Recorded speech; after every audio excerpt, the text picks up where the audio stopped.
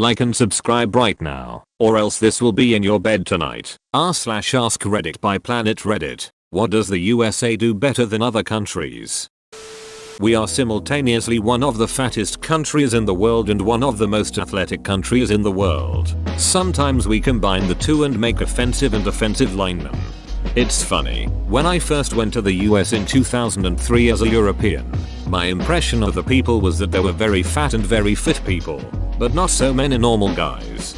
Larry Allen is the perfect example. You'll never see a 300-pound man move this fast anywhere else. Larry Allen prevents pick six.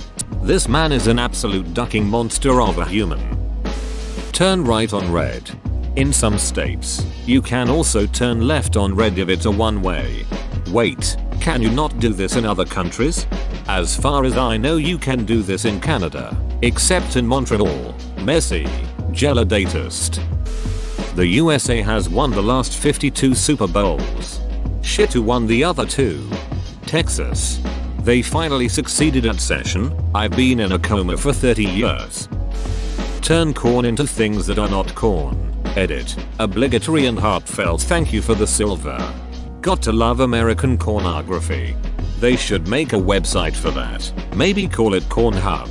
Farmer's daughter shucks 12 inches cob. Damn. You made me feel a little bit patriotic. America. Explosions. Duck yet. See omen to save them a third day. Yep. Moon landings. And moonwalks. Ah-hee-hee. Shaman. The blues and jazz music. America's greatest gifts to the world. National parks. NASA. Jazz. And blues. Britain's greatest gift to the world. America. All jokes aside, US national parks and other public lands are simply amazing. I try to visit as many of the national parks, 35/63, as I can. But as a backpacker, I focus more on the wilderness areas. We have some non-national park lands that rival the beauty of any national park. Edit. Because a few people are asking. Here are some of my favorite non-national parks. I've included some of my shots of the places so y'all can see. Sorry for the plug, but people are asking for more shots and this is easier because I'm on mobile now. Insta at Alex Maliski. Edit 2. I think Europe has found this comment. I'm starting to get some heat. I'm not saying the only beautiful areas are in the US. I'm saying that the US has an absurd number of diverse landscapes to be found within one country. These specific landscapes have never been mass commercialized, which is a fairly unique quality considering how old the Western world is. Of course, other countries have beautiful places. I'm not taking that away from them. But the US has tropics and tundra, deserts and glaciers, swamps and forests, plains and peaks. It's got a little bit of everything. It's also got Utah. Part of my comment was to share some of the places in the US people from Europe might not have known even existed. I want to share these awesome places that we don't even consider national parks. The reason I said the US does national parks better than anyone else is that 1. The US came up with the idea. 2. They haven't screwed it up yet. And 3. The US has the highest number of unique biomes within one nation. They even have sports teams named for both. St. Louis isn't here. Fun fact, there's actually a song called St. Louis Blues written in 1914 by W.C. Handy, one of the most important figures in blues history, and later famously performed by the likes of Louis Armstrong, Bing Crosby, and Glenn Miller, among others, which is where the name for the St. Louis Blues, team created in 1967, came from. Maybe that's common knowledge, I don't know. But as a lover of blues music and a St. Louis native, I love that that's our hockey team's name. Might sound dumb but mail. USPS handles half of the world's volume of mail any given day, edited due to wrong numbers. I don't know what it was, but clearly I was wrong. I'm at the Pittsburgh DNC. We handle most of the mail going to and from the knee seaboard and the mid-Atlantic. Either way, I'm glad I'm not a mail handler. At one facility, that is impressive. Yep, I think it was the 17th of December this past year. I am duly impressed. Billion, with a B. Guitars. Almost every significant guitar ever made is American. Bands from every part of the world use American guitars. America makes the best guitars. Great Britain makes the best amplifiers for those guitars. Gibson-esque G with an orange amp please baby. I came on Reddit to get off but this isn't where I thought I would finish. Extremes. The nicest, most humble and rudest, most arrogant people I've ever met are, in both cases, Americans. By far. Most foreigners I've run into fall somewhere in between. And the same goes for weight. Most obese, most skeletal, most fit, all been Americans in my experience. Edit. Since I realize it slipped my mind. Some of the dumbest and some of the smartest that I have personally met have been Americans. If we're gonna do something we're gonna duck in cowboy it. Politeness. I just met you on this bus and you need a kidney? Here you go. Stepped on my sneakers on the bus. Oh, here I go Colin again. Oh pug, must be a Midwesterner. Let me just sneak by here. Belt sander racing. Racing in general. The minute you make two of something we're going to race them. Brass tools, lawn mowers, even cooler racing. Cooler racing. I must know more. Net.com link. Happy to help. Find the best things from other countries and embrace them. If in a kooky or twisted way, an American can eat tacos while singing karaoke on St. Patrick's Day and feel like they've had a red, white and blue good time. France has to rename Big Macs. We also change them and make new things. Korean tacos. Do you mean like fusion food items? If so, i.e. Korean and Mexican fusion tacos. That is, tacos W kimchi. Yep, for sure we always are very forward and creative in that regard. National parks.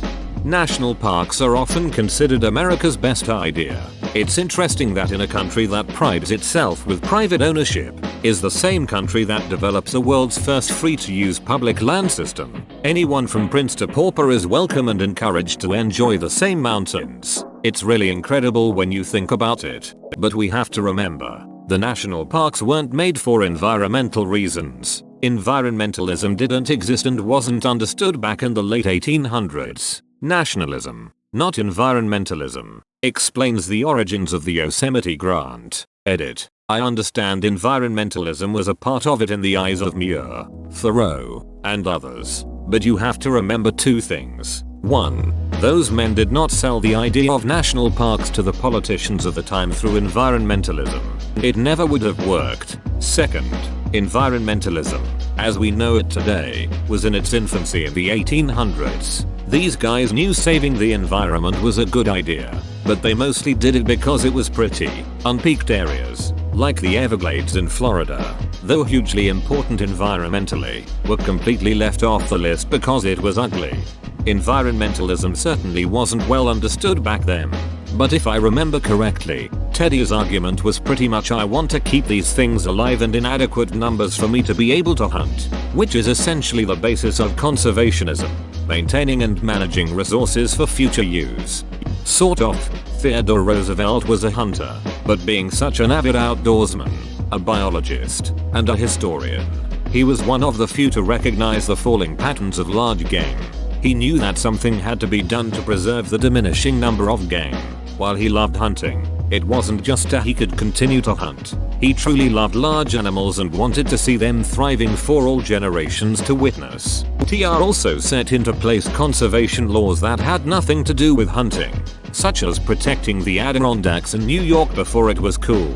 But your last point is essentially right. He recognized the value of the land beyond trees equals lumber. He knew we had to hold off on our resources long enough for them to become self-sustaining. While national parks are all about preservation and recreation, national forests are all about maintaining resources. They will be used responsibly for timber, grazing, fishing, and mining. That's the idea at least. Entertainment. The variety, the output, the grand scale of it. No other country comes close. Porn too. I think we do a good job. What about Japan with their animation? Only animation. America rules TV shows, music and movies. As a Mexican it pains me to say this, but breakfast food. Dear God, there's nothing like an all-American breakfast. What's your favorite breakfast foods? Mine would be waffles, sausage patties, scrambled eggs and hash browns, or biscuits and gravy is always good. Over easy eggs, home freeze, from Bob Evans, bacon, ham, pancakes, I do like biscuits and gravy as well, and I wouldn't consider it a normal breakfast item, but I do love a McGriddle. Don't worry, as an American it does not pain me to say Mexican food is my favorite dinner. Corn dogs. I had my first corn dog last year when I was on vacation. Dear God, they are delicious. American here, treat them as a vacation food. They lose their luster very quick in larger quantities. I got very tired of them when they were given for lunch in middle school. Admittedly, I went to a corn dog festival last month and had the time of my life. Tech innovation. The space industry. Hell, yes, as an Australian, I cannot ducking wait to come to America for this shit. Not casting shade back at Australia, but your tech scene bends and shits all over ours in every way, and your space industry is superior to ours in every single possible metric that defines a successful space organization.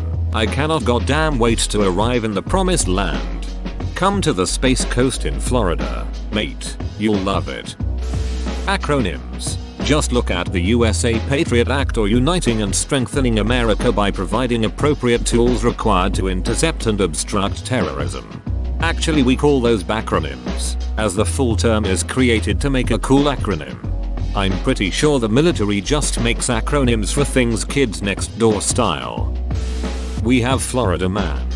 Both an exceptional individual and a near endless source of entertainment.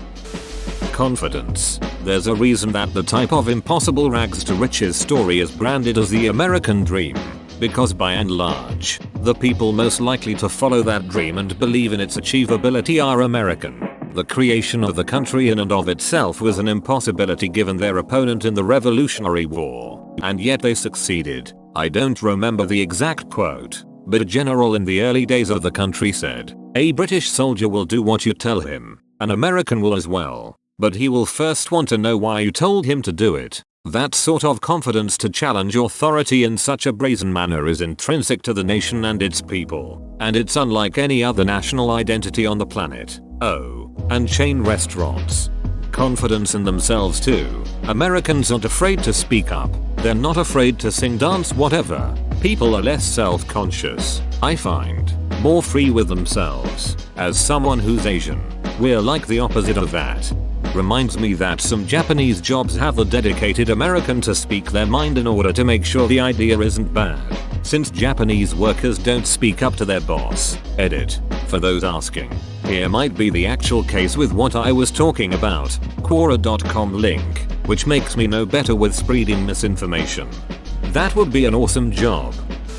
Sandwiches. All of the best sandwiches were invented and perfected in the United States. This is due to having the widest variety of sandwich ingredients, due to size and the whole great melting pot thing, and the willingness to put anything edible between two carbs to see what sticks. Edit. Where does it say in this post that the first sandwich was invented in America? Because I didn't type what some of y'all are finding.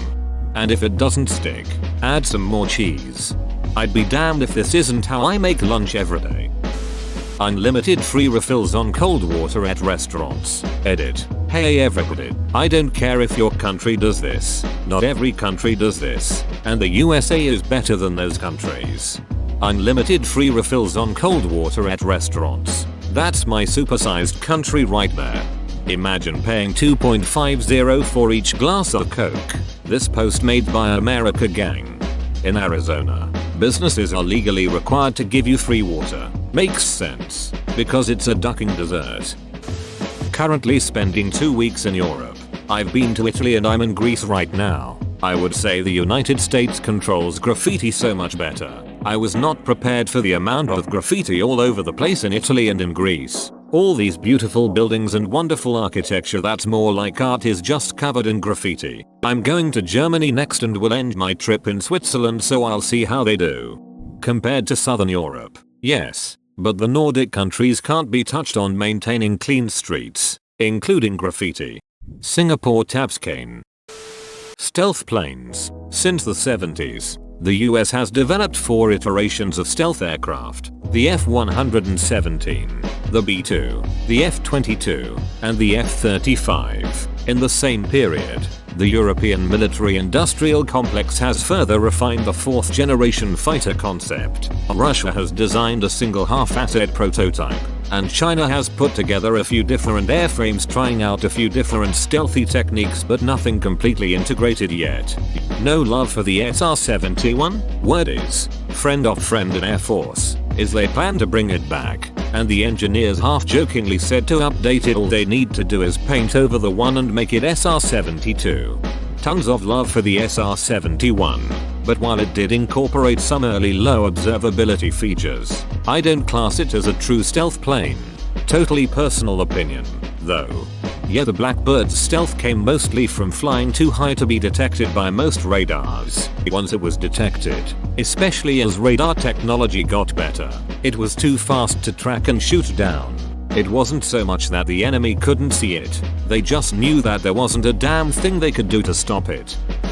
Entertainment. Disney Empire alone, Princesses and now Star Wars and Marvel Avengers, has probably reached 90% plus of the civilized world. Guns. Making guns. There's some debate. Owning guns. Solid yes. Making guns. There's some debate. The big conglomerates like Remington S&W etc. have their issues, but the United States is unquestionably home to the best institutional knowledge of small arms on this planet. When you look at companies like Knight's Armament, Hodge Defense, Rifle Dynamics, Novisk, LWRC, and others, the US makes the best combat weapons in the world, including those built on designs and platforms that did not originate within the US. You just don't find them carried by 19-year-old grunts in the army or on the shelf at Aspro for $600. The Germans, French and Belgians have a good gun weapon industry too. Most MBTs drive around with a German, or licensed, main gun. Edit. Yeah, I forgot the Israelis, Austrians and the Czech. As a Belgian who lived in Texas and NC for about a year, barbecue and a welcoming attitude to strangers, I was blown away by the hospitality, like random strangers helping me out or inviting me to their homes. I really miss that in Europe, where that is reserved for acquaintances and friends only. And before you ask, Kansas, Texas, NC BBQ. Kansas over Texas BBQ? Them's fightin' words. Boah. Words that can only be settled by cook-off. JK. If you're ever in Texas again and you find yourself in DFW, you absolutely need to try Angelo's Barbecue in Fort Worth. It is fantastic. In all fairness, I've had plenty of both. Kansas City rules for pork BBQ. However, I've had some amazing beef BBQ in Texas. I think, to put it in perspective, try Minnesota BBQ and really experience it done wrong. Join our community Discord, link in description.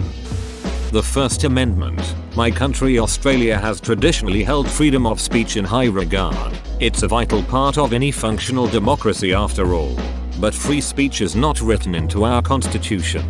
The only things protecting it are a number of high court rulings and the Universal Declaration of Human Rights. In the past it didn't matter, free speech was just a universally accepted part of society. But in this day and age, freedom of speech is being threatened, and the arguably weak protections my country has just aren't enough. From my understanding, the situation is similar in the UK, Canada and New Zealand. I think America has the right idea with the First Amendment and just their well-protected rights in general.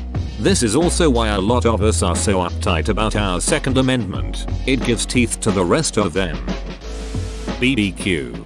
And sweet tea. I would say that the USA makes the best movies. I don't think any other country can compete in quality and quantity. India makes many more movies than the USA, and it has been like that for the past 50 years or so, quality-wise. Now that I can't see. Most Indian movies are 85 to 90% dancing and singing, with very similar plots. Three Idiots is the perfect Bollywood movie though. Have variety. The people are so vastly different. The culture, food, religious choices, etc. The country itself is also so different. Miami to New York to Kansas to Nebraska to Alaska. They are so different from one another, but they're all part of the USA. Calling ourselves world champions in national leagues. Fast food.